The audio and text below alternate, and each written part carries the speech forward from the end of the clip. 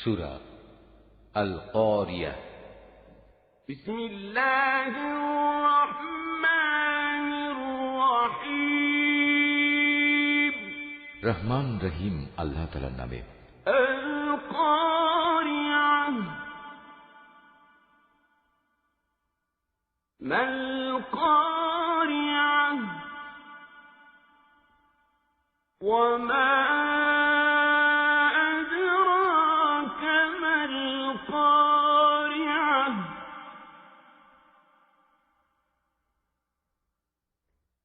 يوم يكون الناس كالفراش المبثوث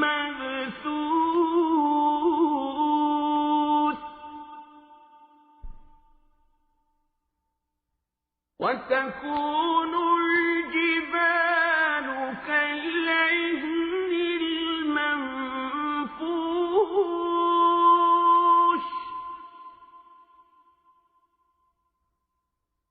فأما من ثقلت موازينه فهو في عيشة راضية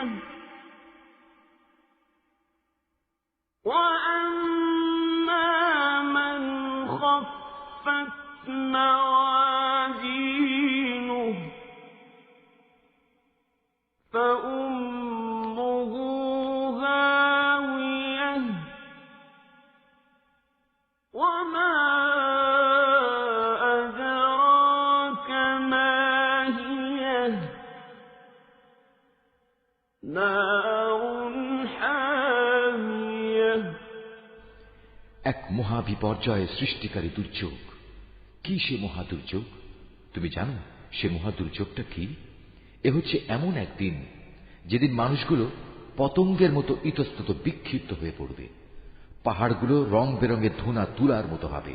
অতঃপর যার ওজনের পাল্লা ভারী হবে সে অনন্তকাল ধরে সুখের জীবন লাভ করবে, আর যার ওজনের পাল্লা হালকা হবে হাবিয়া দোজখী হবে তার আশ্রয় দায়িনী মা। তুমি কি জানো সে ভয়াল আযাবের গর্তটি কি? তা হচ্ছে প্রজ্বলিত আগুনের এক বিশাল কুণ্ডলী।